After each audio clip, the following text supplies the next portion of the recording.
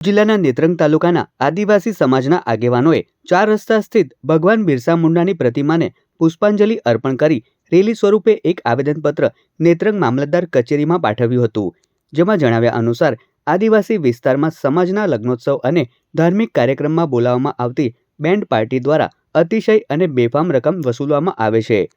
Band પાર્ટીવાળા મોટી રકમ વસૂલ કરી રહ્યા છે અને રાતે 11 કે 12 વાગ્યે ચાલુ કરી મોડી રાત સુધીમાં 1 લાખ કે 1.50 લાખ સુધીની રકમ વસૂલી બેફામ ચાર્જ વસૂલ કરે છે, જેના કારણે આદિવાસી પરિવારો વ્યાજે કે જમીન ગીરવે મૂકી દેવું કરતા હોય છે। આ બેન્ડ પાર્ટીઓ પર લગામ કસવામાં આવે તેવી માંગ સાથે બેન્ડ પાર્ટીના ભાવ નક્કી કરવામાં આવે,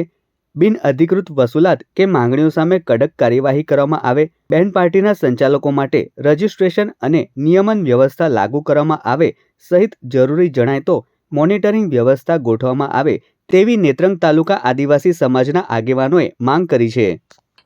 વડીલોને દેવાદાર કરે છે, જમીનો મૂકીને પણ દેવું કરે છે, પર્સનલ લોન લઈને પણ દેવાદાર બને છે, પોતાની સાધન સંપત્તિ મૂકીને પણ દેવાદાર કરે છે અને પોતાના બાળકોને છોકરાના છોકરીના લગ્ન પ્રસંગ કરે છે। જેવી બાબતથી અમારા સમાજમાં આ કુપોષણનું એક સમય કુપોષણ જેવી થઈ રહી છે। અમારા સમાજમાં આલે આંધળી લૂંટ થઈ રહી છે અને લગ્ન હોય તો આમંત્રણ વગર પણ જે બીજા યુવાનો આવી અને કોઈકના ગરીબના ઘરે પ્રસંગ હોય તે ડખો કરે છે, તે પ્રસંગને ખોટી રીતના હેરાનગતિ કરીને જે પ્રસંગને હેરાનગતિ કરીને તે પ્રસંગને તોડી નાખવાની કોશિશ કરે છે, ખરાબ કરે છે। જેથી આમંત્રણ વગર આવતા નવયુવાને પણ મારી અપીલ છે કે કોઈના ગરીબના ઘરે પ્રસંગ હોય તો તે પ્રસંગને ખરાબ ના કરવું અને વ્યવસ્થિત રીતે નાચી કૂદીને જાઓ, કોઈ વાંધો નથી। અને બેન પાર્ટીના જે નીતિ નિયમો છે, જે ડીઝલ લે છે અને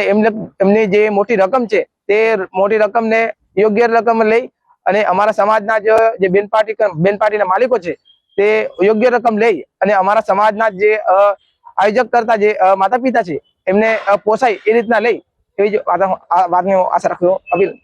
એક ચોક્કસ રકમ નક્કી કરવા બાબતે આજે અમે મામલતદાર સાહેબને આવેદનપત્ર પાઠવ્યું છે, જે સમાજને હિતને લક્ષી છે।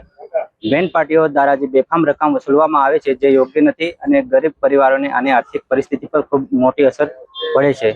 જેના લીધે આ લોકો ગરીબ પરિવારો જે હોય તે આર્થિક પરિસ્થિતિને લીધે આગળ ઉભરી શકતા નથી। તો આ બેન્ડ પાર્ટી વાળાએ એક ચોક્કસ રકમ નક્કી કરવી જોઈએ અને સમય મર્યાદા, જેમ કે એ લોકો 11 વાગે ચાલુ કરે અને 2 વાગે એ યોગ્ય સમય પણ નથી, 9 વાગે ચાલુ કરી અને ઓછામાં ઓછા 9 વાગ્યાના સમય ચાલુ કરે અને 1 વાગ્યાની ગાળામાં એ સમાપ્ત કરે, એવો અમારો એક મંતવ્ય હતું। અને બીજું કે બેન્ડ પાર્ટીઓ જે સોશિયલ મીડિયાનો ઉપયોગ કરીને અને જે બોલે છે કે અમે આજે અહીંયા આવવાના, કાલે ત્યાં આવવાના, એના દ્વારા એ લોકોના જે